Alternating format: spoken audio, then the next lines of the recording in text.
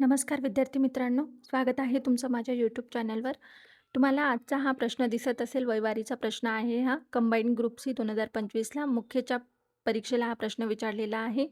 या प्रश्नाचं उत्तर 10 ते 20 सेकंदात आपण कसं काढू शकतो? जर तुमच्याकडे एक्झाम हॉलमध्ये शेवटचे 10 ते 20 सेकंद बाकी असतील, तर तुम्ही कॅल्क्युलेशन न करता देखील हा प्रश्न सोडवू शकता. तर चला आपण प्रश्न बघूया.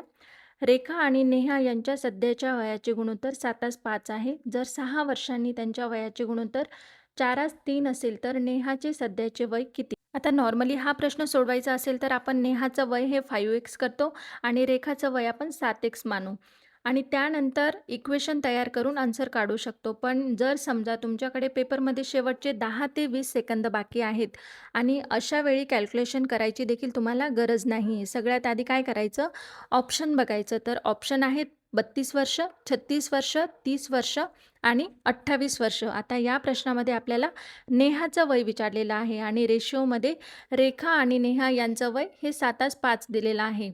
म्हणजे नेहाचं वय हे आपल्याला 5च्या पाढ्यात यायला पाहिजे. तर आता 5च्या पाढ्यात बघा 32 येतो का? तर नाही. 36 पण नाही येत, 28 पण नाही येत आणि येतो तो फक्त 30 येतो. त्यामुळे आपल्यासमोर एकच ऑप्शन उरतो, तो म्हणजे ऑप्शन 3, 30 वर्ष.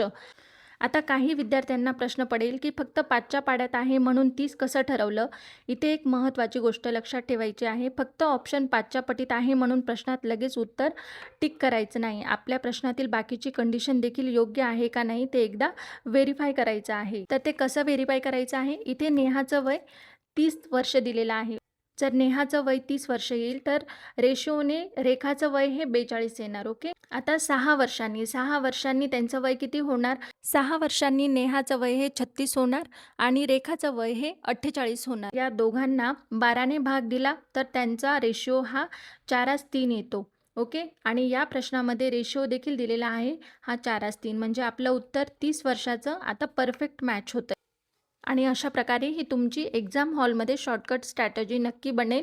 जेव्हा पेपरमध्ये वेळ खूप कमी उरला असेल, तेव्हा प्रत्येक प्रश्न कॅल्क्युलेशन करून सोडवण्याचा हट्ट करायचा नाही. क्वेश्चनमधला रेशिओ बघायचा आहे आणि कोणाचं वय किती विचारलेलं आहे ते बघायचं आहे. त्याच्यानंतर ऑप्शन चेक करायचे आहेत आणि संबंधित रेशिओ नंबरची मल्टिपल आहेत का ते बघायचं आहे आणि शक्य असेल तर एक क्विक व्हेरिफिकेशन करायचं आहे. अशा प्रकारे काही प्रश्नांमध्ये तुम्ही वेळ वाचून 10 ते 20 सेकंदात आन्सर शोधू शकता आणि MPSC सारख्या कॉम्पिटेटिव्ह एक्झाममध्ये हेच 10 ते 20 सेकंद पुढच्या प्रश्नासाठी यूज करू शकता. म्हणून लक्षात ठेवा, कॅल्क्युलेशन येणं महत्त्वाचं आहेच, पण ऑप्शनचा स्मार्ट वापर करणं त्याहूनही महत्त्वाचं आहे.